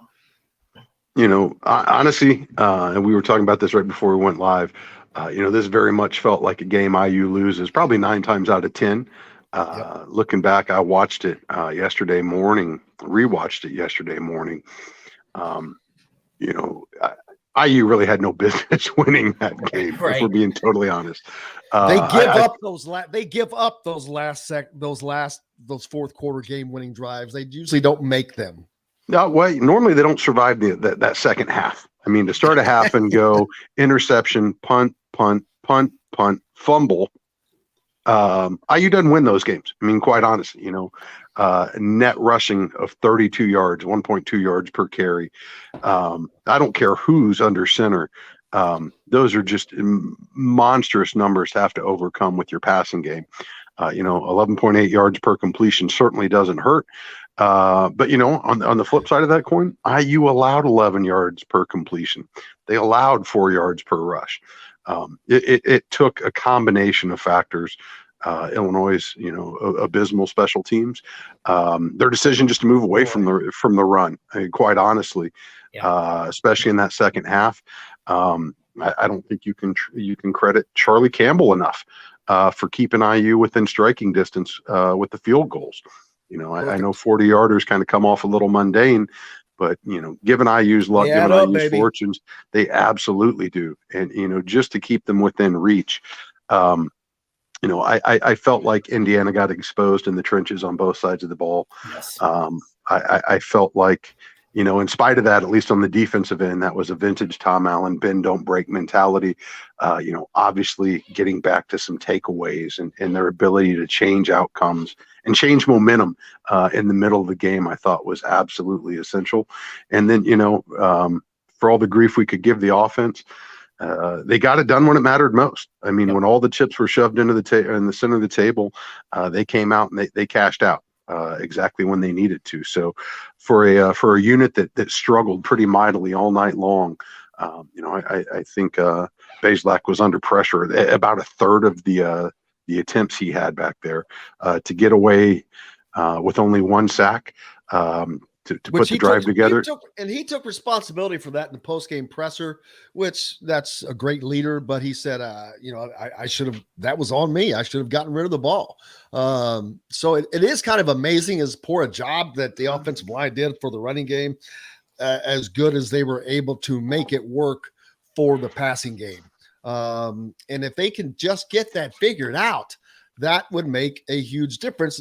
I'm not saying that this is going to be a top 20 team all of a sudden, but if they can get that figured out where they can get the running game worked into this successful passing game that they do have, this is a bowl winning a team, or a team that can win 6 games, which at the start of the season, man, there would have been hardly any chance that I was betting that this was a bowl team. The over and under, by most people set at 5. And I'm like, I will never touch that, because that is the number at the time. Now, my view has changed. I very much think that this team can get to a bowl game if they continue to improve on what I saw the other night. One thing that stood out in real time, but even more so on the rewatch, I felt like the offense was very self-aware, and that's something that they have lacked as of late. In as much as recognizing the coverage just isn't there, the blocking effectiveness for the running game, it just isn't quite there yet, and their ability to use tempo to get the ball out of the quarterback's hands quickly. His awareness of when the pressure was coming, and just to get rid of it, not take the sack, negative yardage is absolutely just a backbreaker for this team. And this is a team that, all that said, still went 3 and out almost on a quarter of their drives, which is again, you're just upping the degree of difficulty for the offense. But I felt like they were aware of who they were, what they were capable of, and really did their best to play to the strengths. Now, I don't know that we see them really tested until they get Cincinnati again. But the other thing that stands out on the rewatch, and especially as you kind of digest all the pressure, and then some of the hits that Bazelak took. I said it during the game, and it rings even truer now after the rewatch. Is Indiana still having just lost Bedford up front to the ACL. Indiana is still at the mercy of its depth chart and its injury situation as the season progresses. Because while I agree, this is a team that should be able to compete for bowl eligibility, as we've seen in years past, most recently last year, as may well be the case this year. They're only a couple injuries away from losing their ability to compete at that level with some of the players that they have to lean on here. So they're going to have to find a way to clean some of that up and keep the guys on the field and keep them healthy, because I think Illinois certainly exposed some cracks in the armor, especially as it relates to pressuring the quarterback, getting in the backfield, and just kind of speeding that clock up in the quarterback's head. I don't disagree, but I think the other thing is, what's going to be interesting to me is to see, like you said, we're not going to probably see much from this team probably until they travel to Cincinnati. But the difference to me, and why I was actually more impressed with the Indiana win, was Illinois had a game under their belt. They had a chance to knock off some of the rust, and they were going full speed. And I think early in the game, we saw that with some of the hits they were laying down. I mean, Sean Shivers wanted to go back to the SEC. After that, Sean Shivers thought he was in the SEC. Exactly. So I'm going to be really interested to see what kind of corrections Indiana makes, particularly probably in that first quarter or first half against Idaho, because you're probably not going to see a lot for a full, or at least you hope to God you don't have to see a lot those full 60 minutes. But I'm going to be really interested to see what Indiana does here these next 2 games, what adjustments they make. Can they have some semblance of a run game against those 2 opponents? Because last year they did not run the football well against these 2 teams. And so I'm going to be curious to see if they can make some sort of jump where you don't Purdue's found ways to win games without any sort of running attack. I think Indiana, with Walt Bell running the offense, can do it, but it's got to be at least better than 32 yards on 26 carries, because that's not going to win you a lot of football games. No, and I wouldn't be surprised as well if we see them get extraordinarily vanilla here over the next couple of weeks with this staff's penchant for trying to keep things under wrap and hold their cards as closely to the vest as possible. Probably aren't going to see them open up a whole lot. And at the end of the day, this should be the game where they can be as vanilla as they want to be and still be effective. If not, I think that's the alarm bells to be on the lookout for. Trying to save some of their trump cards for that matchup in Cincinnati here in a couple of weeks.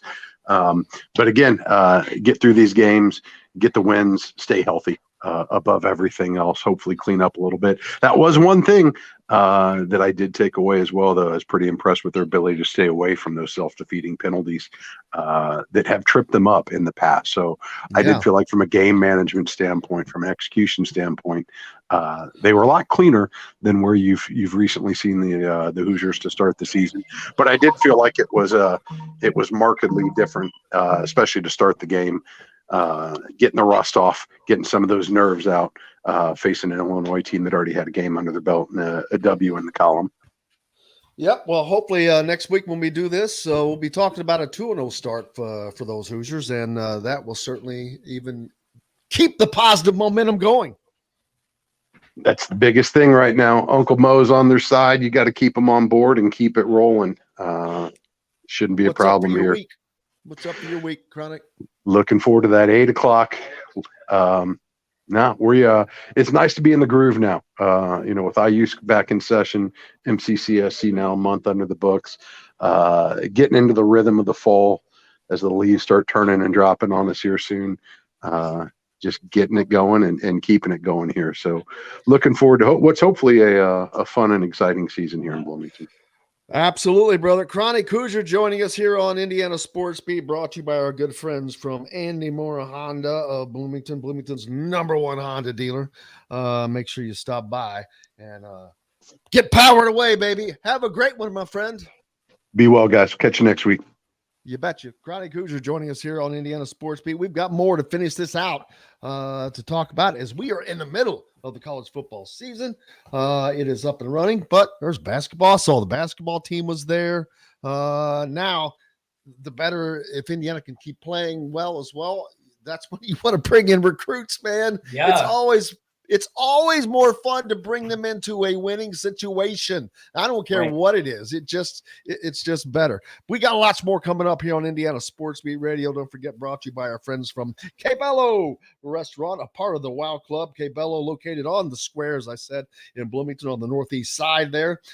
Great Italian Southern traditions right here in Southern Indiana. Stop by. And then you can walk out of there and just walk down the street to Metalworks Brewing. Hey, we're back with more here on Indiana Sports Beat Radio right after this.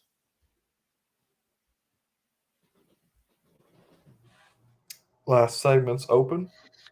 So, well, Mason, you're a lot better about not yelling at us, man. No, I meant John is usually like when I first get on every morning, he's like, "Hey, how's it going?" And I'm like, "God damn it, too much." That's right. Like to start but it's almost become a game now. Hey man, but it's weird it is weird for me when I don't have the cues, the commercials and all that. Yeah, I can imagine. It's like playing football during that COVID year. You got to create your own juice because you don't have any music to get you going for each segment. Exactly. You know what? Exactly. It is. Yeah. You know what? It is a lot like that. I mean, because you just, for whatever reason, when you have music, you bob your head, you get into it, and then here you just got to kind of create your own momentum. Yeah, keeps you in rhythm too. Baby. Yep. Create your own juice, baby. You got to bring your own guts. I love that saying. You got to bring your own guts. Bring your own guts. Let's go to one. Well, this Friday is going to be fun, I think. Red Zone, baby. You missed out last Friday. I know. I can be here this Friday. You missed out on the good. I was like, oh. I was thinking about cooking something up. Oh, well, you missed that too. Chef Schutte in the kitchen. How I wonder, how did peeps that are here, how did you all like that? The deal from BB's out of curiosity. I watched it. I loved it. I thought it was great. I ate. Well, of course you loved it. I damn sure loved it. I loved the hell out of it. I'm still working on it. I feel like I'm Ryan Seacrest or somebody hosting one of those daytime shows or Jimmy Kimmel even when they have the cook come on and they all get to taste the stuff. And I'm hoping to be there the weekend of October 7th and 8th. I wish we could get a few people there. People are welcome to come out. That would be awesome. It would be incredible to start getting a little live audience there. We'll do some free breakfast for you. If tell you what, if you want to show up, breakfast is on me. How about them apples? How about them apples? There you go. How about that them bacon? apples? How about that bacon? I used to say that to my daughter. It was one of the cutest things ever. I remember she was a little girl, and I would just say that all the time because it's one of the more kind of get fired up. I'm like, oh, how about them apples, Kylie? She'd say, and I remember, I will never forget this. What apples, Daddy? Oh my God, it was just yesterday. Of course, she's 19 and a sophomore at Ole Miss, so it wasn't. Golly. Dave G. Let's see. Whenever you're ready, let's go to let's just take it right to 10:45.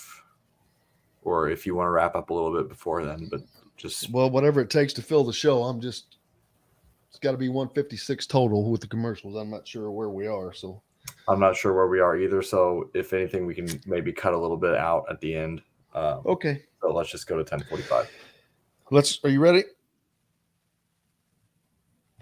Yes, Welcome back, Indiana Sports Beat Radio, coming to you here on this post-Labor Day Tuesday. Dustin Schutte from Outsider.com with me. Jim Coyle here as always. Already been a great one with the voice. Don Fischer was with us earlier. We've talked to Chronic Hoosier and Mike DeCourcy.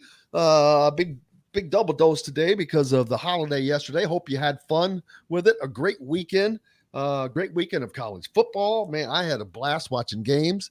Tons of comments here. Dave G says, I don't know if anyone mentioned it, but then had to be one of the worst officiating crews that he's ever seen in the Indiana football game.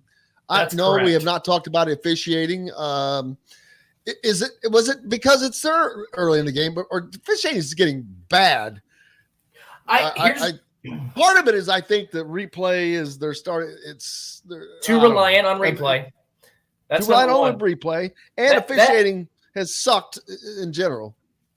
I sent out a text to a couple different text groups that I exchanged comments with throughout the course of a college football Saturday, and I made multiple comments about that.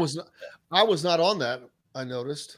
You want me to include you next time? I'll include you next time. Oh, no, that's okay. That's okay. This was during the IU game, so I don't know if you'd be able to respond. But I said I can this crew has no business officiating another college football game because it was egregious. That goes for the people on the field. That goes for the people in the replay booth. Bad all around. Here's the thing that I don't understand. And if this has changed, somebody correct me because I swear it has not. I don't know why. You just signed a $7 billion contract. Allocate some of those funds so these officials can make decent money as this is a full-time job and get year-round training. So that way we have consistent officiating. It used to be just a part-time gig. I knew people who did this and they had full-time jobs. You cannot be a great official. But how can it be a full-time job if it only goes from September to you could have them do different clinics. December. You could have them do different trainings throughout the course of the year. You don't have to pay them a ton of money. But you got $7 billion. You can't allocate a couple million to officiating to be sure you have consistency, to be sure. Look, that was a touchdown catch. I don't remember who made the play, but early in that game, that was a touchdown catch that Illinois had. I don't care. I promise you that was a touchdown. That was a touchdown catch. Yeah. I'm glad you brought. I forgot to bring that up. It was an absolute touchdown, and that was a difference of 4 points in that game. But at the same time, Indiana also stopped Illinois on a goal line stand. They did. They could have scored there. You're gonna. Hey, that's usually Indiana that gets screwed on that stuff. I'm gonna say. I don't feel bad for Illinois in the slightest because I've watched Indiana, and I'm from a fan standpoint, I've been here covering these games. I've seen them get these phantom pass interference calls against Michigan late in games. It just happens a lot. So, but I agree with Ross here. this stupid targeting rule Yes. is the absolute worst rule in sports. I freaking hate it. And it's not the rule itself. You cannot kick a guy out for a damn game, especially when it's like, oh, is it targeting? They got to look at it. They got to dissect whether it actually is this. And now he's going to get kicked out for the game. Oh, horse crap. That is the biggest, stupidest thing in the world. You do it once, you get a 15-yard penalty, you sit out a play. I don't know why you got to sit out. I mean, it's a penalty, man. It's a crucial penalty anytime you call it. I don't understand why. Look, the targeting, leaning with the helmet is usually very obvious when somebody is doing it intentionally and when they're not. I don't know why. And do we have a rash problem of guys who are purposely going around? No, that's another thing. You usually set up cops on a highway in a certain spot if you have people just ripping through there all the time, so they'll police that area to do that. This is not happening. This is like putting 5 state troopers on a same interstate spot, waiting for somebody to go 1 mile an hour over the speed limit or something. Yep. It's just crazy. And it impacts so many games. Stop with this. The coaches hate it. The fans hate it. The players hate it. Who does not hate this? Why is this rule not changed? My idea has been, I wish there was a three-step process. Number one, it's just a 15-yard. Your first offense for a player, it's a 15-yard penalty. It's a typical penalty. Second one, you have to sit out. Maybe it's a quarter, maybe it's a drive, and then the third one, you're out of the game. These kids get so many. You can't get 3 in a game. Well, you get a second one, you're out of the game. Okay, second one out of the game, whatever. But you can't throw these kids. These guys get and that's a limited out of that number. Game. No more next games. Right, it's agree. That game or a half, actually. Well, you could do either one. Yeah. The thing is there's no next game crap though. This is ridiculous. These kids get only a limited number of games. A limited number of games. College, pro. It's a violent game. You don't know when injuries are going to happen. Stop throwing them out of the game. Stop. And there's sometimes, guess what? If a wide receiver changes direction, if a running back changes direction, you can't control that. You can't coach that. So quit kicking these kids out of games. They're still going to call it a penalty, which, okay, if you're still going to call it a penalty, then you got to change the ramifications. It's just idiotic. But again, I don't understand is the coaches hate it. We hate it. The players hate it. Everybody hates it. Okay, why isn't this rule changed? This has been going on for 3 years now. It normally does not take this long to get something like this changed, but it is. And I think it's maybe people are fearful that they're going to appear as that they don't care about safety. Bull crap. It's not about that. I just think it's ridiculous. And the other thing to me is I'm almost more okay with if you still want to make a statement with these so you keep it out of the game, then maybe it's a 15-yard penalty and that player has to sit out the rest of that drive. I would be okay with that. If you have to sit out the rest of a drive because you got that penalty, okay, whatever, but he can come in on the next possession. Fine. I actually am fine with that. But the entirety of the game is ridiculous. And again, a lot of these are not intentional. I think I've seen maybe 4 or 5 deliberate since in the last 4 or 5 years. I'm sure it's happened more frequently than that. But the last one I really remember is in the college football playoff when Clemson played LSU and one of their defensive backs after they were getting beat by 21. I mean, it was clearly evident he was headhunting is the best way to put it. But you just don't see it in the game. So quit. Getting back to officiating, Tim mentioned how about I remember the time that they called Illinois for illegal participation. They caught him with the guys running off the field. And I'm like, wait a minute, how in the hell can you possibly pick that flag up? Everybody on the free world can see the 3 guys are not off the field.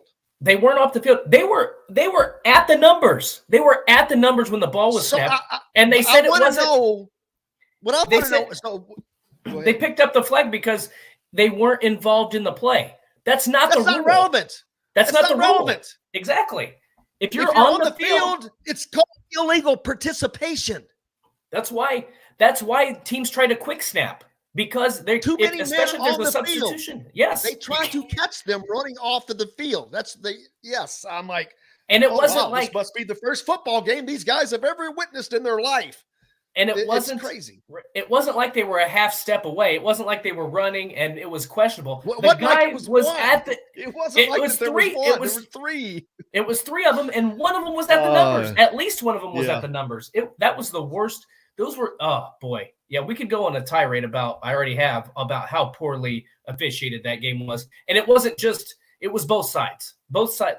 Like, I think both teams got the Maybe bad it's end of a early few calls. for them. I don't know, but I don't want to get caught up in all that. But man, I'm looking forward to a fun week. It's going to be fast. Tomorrow we're already to Wednesday, which means Bob Kravitz and Kyle Nedrup. We have high school football. They're coming up to week 4. Almost halfway through the season. 4. Halfway through. Nuts. That's crazy. Rick Bozich tomorrow as well. I saw that Louisville got crushed by Syracuse. I didn't expect that. Any shockers? Any shockers? I think the biggest. I mean, I gotta tell you that the 40 points that North Carolina gave up. Again, Indiana's defensive coordinator is on that defensive staff. Yeah. Just to give you pointing that out to remind you of what Michael Penix won the starting job easily at Washington, and what were his numbers? Crazy, like 30 of something, of 40 something for 300 something yards. I don't have them off the top of my head. So I think somebody dropped in the stat line in the comments. Yeah, earlier. I thought so too. Early. See if I can find it real quick. That's Washington, Portland State. So he's going to have another cakewalk game. And then he's coming back to the Big Ten because Washington plays Michigan State September 17th. So he has some knowledge there, and so does Kalen DeBoer. But he was 26 of 39, 345 yards with 4 touchdowns. He also, this is a big one, he had 4 carries for 27 yards. There we go. Yeah. He got the stat line. I mean, so there's not a lot more to say. And that's what's sad is that's what Indiana should have had last year. Well, it should have been, but because their offensive line was so, he's not putting up that number with this offensive line. He might have been injured in that game. I'm not even being mean. Bazelak didn't get injured. Yeah, but I think he's more mobile than Michael Penix. Wouldn't you agree? Yeah, he's just a good quarterback, man. I'm telling you, this dude is. He is. Every time I've been around him, it is just. Right after a game when coaches come in and they're all jacked, Tom Allen's right after Tom Allen was Connor Bazelak, and he's come in. We did it. He was as calm and cool, just like he has been every time I've talked to him. If it's before a game, if it's in practice, it doesn't matter. He has never been different, ever. I mean, he is just as, and that's very what you important, need. and that's something what Indiana saw, and we weren't around him as Don mentioned earlier. We didn't get to see his play, right. So, but I had a thought, an indication that that's how it was going to go. So, it was a good run for the Hoosiers. Now they got to do it again. Big week coming up for everybody. In this week too, so I can't wait, man. We're here. It's off and running. It is. And I hope you enjoyed week 1 because week 2 it's not a great schedule this week. So you got Florida, Kentucky. I'll actually be at that game this week, so I'm excited about that. That's right. It's in Gainesville. First game I've attended it as a fan. How about Florida? Getting a top 10 win over Utah, that was impressive. Anthony Richardson looks like the real. It was a good game. That was a fun game to watch. Yeah. Oh man, I got to watch these games I normally don't get to. That was a fun game to watch. Utah just kept shooting itself in the foot. Yep. Yeah. They're not going to be happy. What are some of the other games that are big games? This week you got South Carolina. There's really not a big game in the Big Ten, to be quite honest. You got South Carolina, Arkansas in the SEC. How about Tennessee going to Pittsburgh? Tennessee Pitt that's the other big game that's coming up this week. So that should be fun because I think Tennessee looked really good too. I mean, they played Ball State, handled them with ease, but they looked pretty good on both sides of the football. Well, you know who's on the roster there, baby? Certain little quarterback from Center Grove. He's got a brother that plays a little basketball at Indiana. I do not actually. Taven Jackson. Oh, that's right. Okay. Yep. You had to refresh my memory there. He's not the starting quarterback, but he is. But he's on the roster. On the roster there at Tennessee. Iowa State. That'll give you something to talk about. Give us something to talk about with Greek on Friday. Oh my gosh! I've already got all I need to talk about with the Greek on Friday. I'm like, all right. So what was I want to ask him. So what was the original batting order? Did they change? What happened? Was there a pitching change in the midway through the game? I believe are they going to start playing their games out in Dyess? Was it Dyess, Iowa, or Dyersville? Dyersville. Yeah. They're going to start playing their games in Dyersville, Iowa.